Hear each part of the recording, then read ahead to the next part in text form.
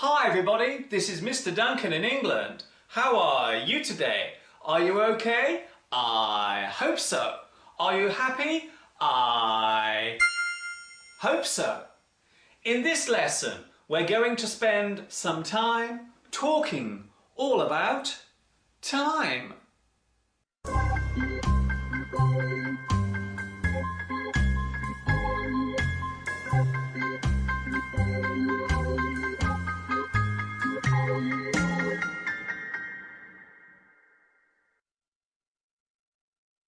The easiest way to describe time would be to say that it runs in the form of a straight line.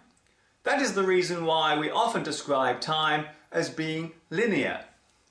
There are some pretty strict rules when it comes to our understanding of time. For example, time can only go forwards.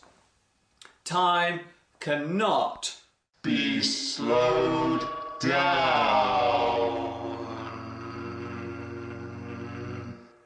And time cannot be stopped. Luckily for us, we have a neat little system called stressing tense. This allows us to use words to show when something has happened, if it's happening now, or when it will happen. But how does this relate to learning English? I will tell you.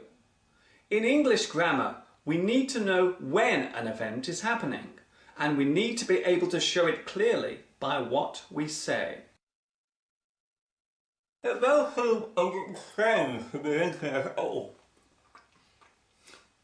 Sorry. It may seem a little strange to be linking the subject of time with learning English, but in fact there is a very strong connection between the use of English and its relation to time. Needless to say, everything happens at a certain time, so it is important for us to be able to say when a certain event happened. We have three basic points to consider when talking about placing an event at a particular moment. We have the past, we have the present, and of course we have the future.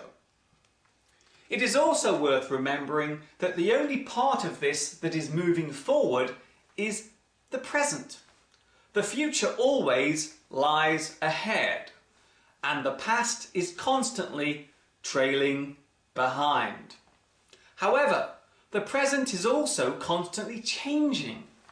It is a little bit like sitting in a moving car.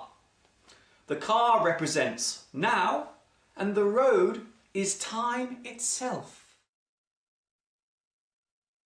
So when speaking English, you will need to know how to express words to clearly show the point of time to which it relates. A very simple example would be did, doing, do. I did it in the past. I have done it already.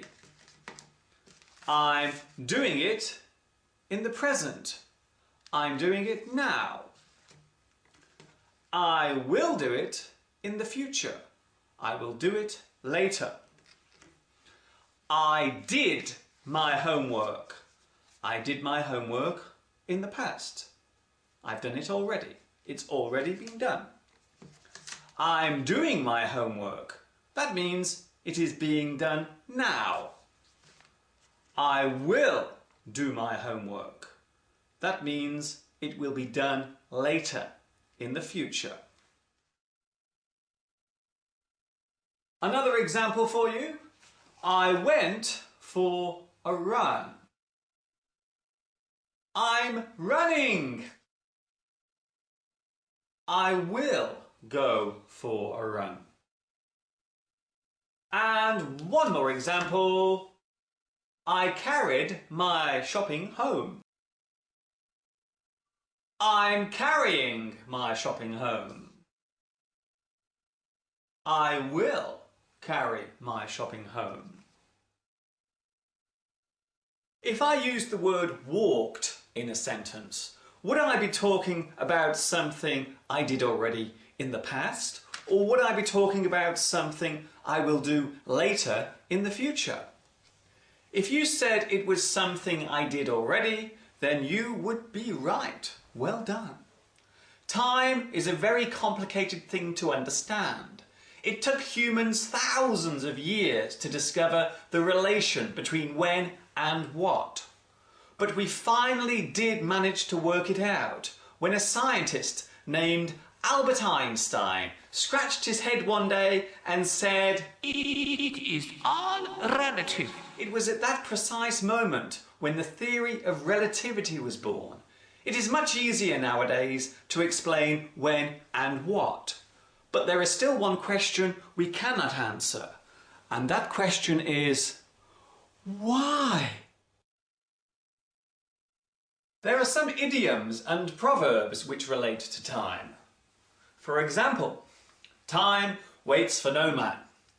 No time like the present. All in the fullness of time. Just in the nick of time. A stitch in time saves 9. Time marches on. The sands of time. Well, it seems as if I have run out of time. I only have a few moments left, so I will wrap up here. This is Mr Duncan in England saying thanks for your time and for watching. See you later, next time, hopefully soon. Bye-bye for now.